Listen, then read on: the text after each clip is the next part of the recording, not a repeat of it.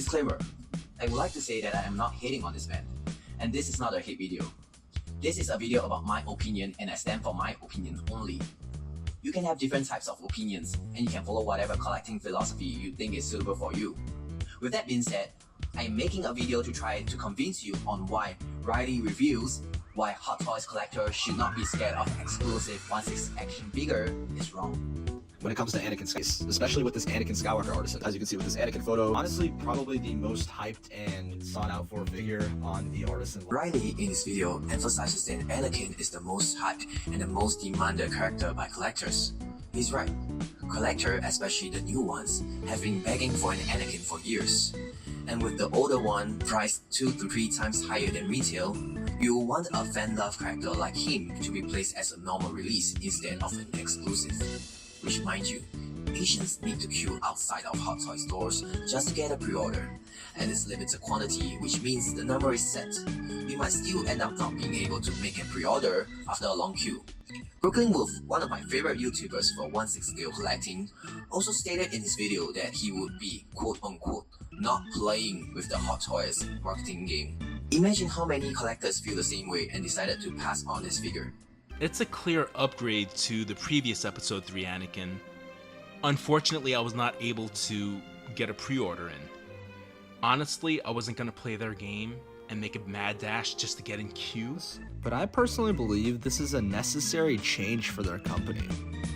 The necessary change for Hot Toys is to not make products more exclusive, but instead stop releasing reissues. For one, exclusive means limited quantity, which for Hot Toys to make the same amount of profit compared to normal releases, Hot Toys would have to increase retail price of their figures, which not only will result in fewer collectors entering the market, but also more collectors dropping out of the hobby. You need to put into consideration that collecting is not a need, but a want. Hence, you would want more collectors to invest their extra cash in your products. Also, thrill or hype only creates short-term demands, but not long-term cash flows. And with quintessential characters being put into exclusives, it would only result in them having a hard time to push other characters from the line. For two sole reasons: the economy and the thrill of the chase or hype. Economy-wise, Hot Toys' aftermarket is in a terrible state with 50% off retail due to both sides of collectors as well as the company itself.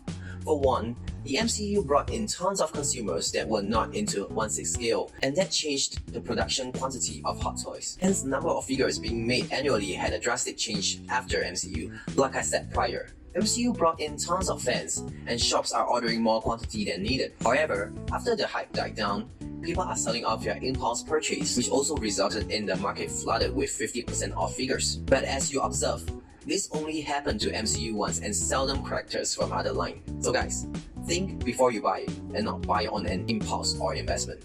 Another reason is because of Hot Toys' constant 2.0 and 3.0s. I understand that figures need replacements and improvements, hence reissues can be a blessing to collectors that either broke their figures or are entering the market. However, Hot Toys should be innovating instead of reusing 2.0s that have small differences, because before Inerts, there are no competitors that was a threat to them in the market. Now, Hot Toys is stepping up their game and making improvements by firstly changing all their normal releases to movable eyes. But I digress. Hot Toys should stop with reissues and instead focus on making new characters. These figures, as they do get sold out, you can still find them on the aftermarket, maybe for an increased price, but that again correlates to my point that this is what we need to heal this dying market. People are not going to care about the aftermarket price and scarcity if they are not able to get the figure, and that's the whole point.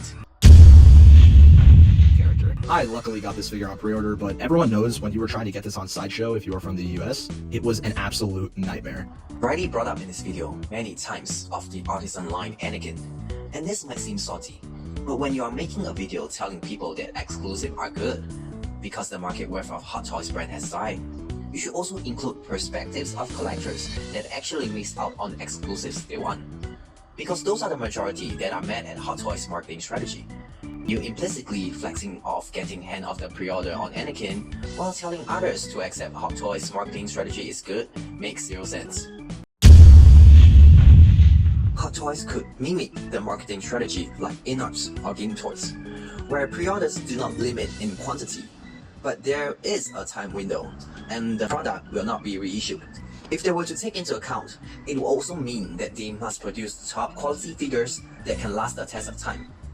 By doing artisan exclusives and putting quintessential characters in the line, many collectors can't get their hands on it. With that being said, which one is the better marketing strategy? You decide. And leave a comment down in the comment section and let me know what you think. Thank you.